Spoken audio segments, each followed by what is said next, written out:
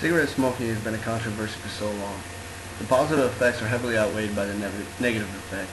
Many of us have been affected by cigarette smoking, and personally has been affected my life since day one. My mother smoked while she was pregnant with me, and I was born premature. And I spent the first 3 months of my life in the hospital on a life support.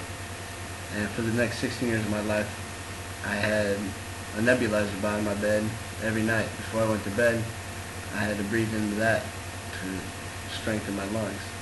I had an inhaler that I carried around at school, and it just negatively impacted my life, so I hope I can bring it to your light, to yours, so that you can change the ways you go about your life. Today I'm going to talk to you about the harmful effects it has on your own body, effects that it has on others, and ways to break the habit of smoking forever. First, let's talk about the effects it has on your own body. One major risk that I want to talk to you today about is coronary heart disease. This is when your blood vessels begin to narrow. It limits the amount of blood and oxygen flowing to the heart, and this is caused by a buildup of plaque. Some common characteristics of coronary heart disease is increased blood pressure, decreased flow of blood, and ultimately a heart attack. Pregnant women are heavily affected by smoking because they are nurturing an unborn baby inside. SmokingFacts.net has an article named Pregnancy Smoking Facts, and the article states that women who smoke during pregnancy can slow down the baby's growth by reducing the amount of oxygen and increasing the amount of carbon dioxide that the baby receives during the critical time when the brain and the nervous systems are developing. Another effect of smoking while pregnant, according to the same article on SmokingFacts.net, states that babies born to mothers who smoke are more likely to develop colds, bronchitis, and other respiratory diseases such as asthma. The odds of developing asthma are twice as high among children whose mothers smoke at least 10 cigarettes a day. Now that we have an idea about what it does to our own body, let's take a look at the effects it has on others. There are so many people, even animals, who are affected by the choices you make to smoke. Secondhand smoke is just as harmful as first-hand smoke.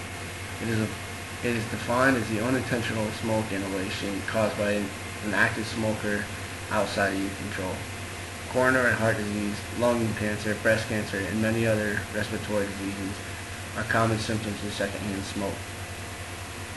Researchers at the University of Massachusetts and Tufts University School of Veterinary Medicine have found that cats that live with smokers are more than twice as likely to suffer from feline lymphoma, and population studies suggest that environmental smoke may increase the risk of nasal and lung cancer in dogs. So if you're a pet person and you smoke, you're affecting your pets every day. The following stats were provided by Cancer.org under the article Secondhand Smoke. What is secondhand smoke? As an annual average, 46,000 deaths from heart disease of non-smokers every year. 3,400 lung cancer deaths from secondhand smokers a year. 1 million asthma cases among youth every year. 150,000 to 300,000 lower respiratory tract infections in kids under 18.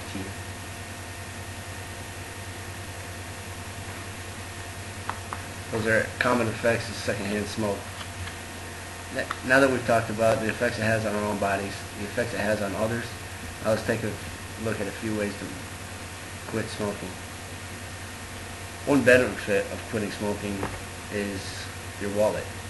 Imagine you live in New York, as I do, and you smoke a pack of cigarettes a day, say Marlboro Lights. Marlboro Lights today go for $9.01. If you smoke a pack a day, you multiply $9.01 times 365, it costs you $3,289 a year to kill yourself, ultimately. There's no need to explain the side effects, the benefit of quitting here. Some cons, believe it or not, there are cons from quitting, and some cons are immediate health effects. Basically, it's your body rehabilitating itself after you quit smoking, and it lasts for approximately 2 weeks. Some common withdrawal symptoms are coughing, headaches, dizziness, and tingling in your hands and feet. So this is your body regrowing the damaged nerves that it's endured while the time you're smoking. Many sources state that the 2 weeks after quitting are the most vital to seek as much help with professionals as possible because your cravings are at their highest. According to MedicineNet.com's article, Smoking and Quitting Smoking, 3 highly recommended ways to assist quitting are self-help literature, nicotine replacement therapy, such as Nicoderm, Nicorette, or Comet. Those are the 3 most popular over-the-counter brands. And prescription smoking cessation aids, such as Chantix, Zyban, and Welverton, are the 3 most popular prescribed methods. Some people are strong enough to quit cold turkey. This means they just put the cigarette down and walk away from it. It could have been a major event in your life that made you quit, or a video like this, and I say, hey, I don't need this anymore. Now you know about some of the aids to help you quit smoking. Let's take a look at what we talked about here today. We talked about the effects that smoking has on ourselves, on our friends, our families, even our pets, and ways we can kick the habit for good.